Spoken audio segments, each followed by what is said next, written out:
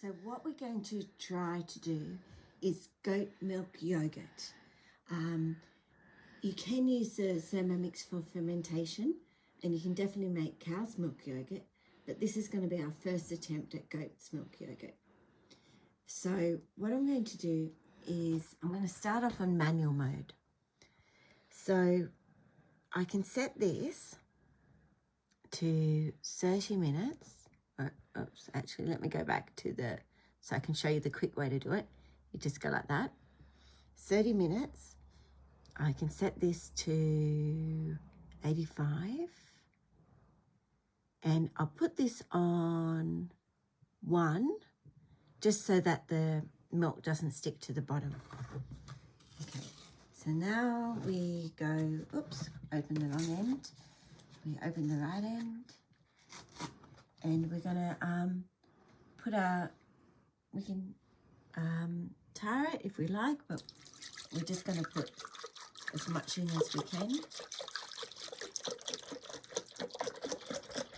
So we have no idea if this is going to work because this is our first ever attempt. And I looked at the recipes online and they all say a little bit something different. So it's a bit difficult. Ooh, splashy, splashy.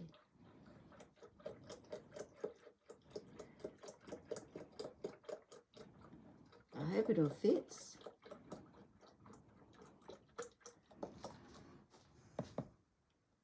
Okay, so I put 2 of these things in there, and apparently you're meant to first heat it up, and that gets rid of bacterias. There we are. Now, I read that if you heat it up to the 85 and keep it at that for 20 to 30 minutes, the goat's milk yogurt is thicker. So that's why we're going to give that a go. After that, we're going to let it get down to 43 degrees, and we're going to put in our starter culture and a drop of vegetable rennet. And then after that, we're going to leave it on 38 degrees for 8 hours. So really good thing about Thermomix is you can just set these temperatures and you can walk away, and it will make the noise to tell you when it's reached that time limit, so you don't have to monitor anything. And if you're doing goat's milk or cow's milk yogurt on the stove, the other thing you've got to do is constantly be stirring it so the milk doesn't stick on the bottom.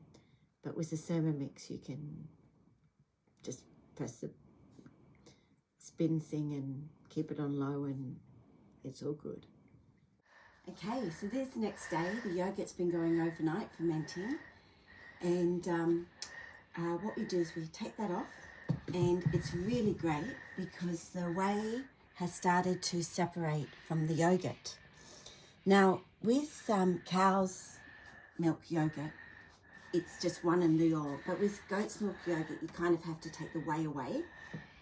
So I've got here cheesecloths, but I've also got this finer cloth, and I'm just going to put the yogurt into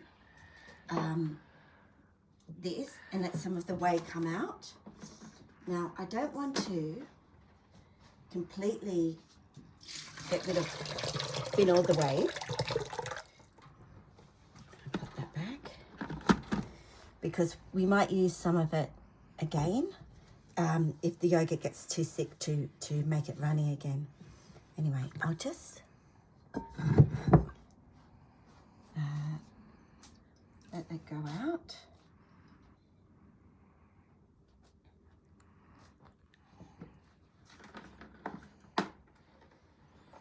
And here comes the yogurt. Oh.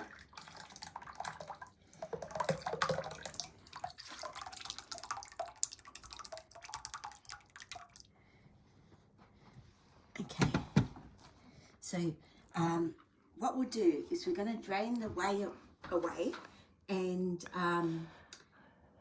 we might hang this up, like make this into a ball and hang it up to help the whey come out, and then I'll show you the next step. Okay, so here we have our goat's yogurt. It was hanging out and the whey was dripping out of it for about 5 hours. I've got the whey in the bowl there. I'm just going to open it up and see how it's going. Ooh. And that looks good. That's our yogurt. So, that's nice and thick. That's how I want to eat my yogurt, like a goat's, a Greek yogurt, you know. So this is perfect to me. Now, if you want your yogurt to be thinner, then you mix in some whey to make it thinner. But this is perfect. Yummy yogurt.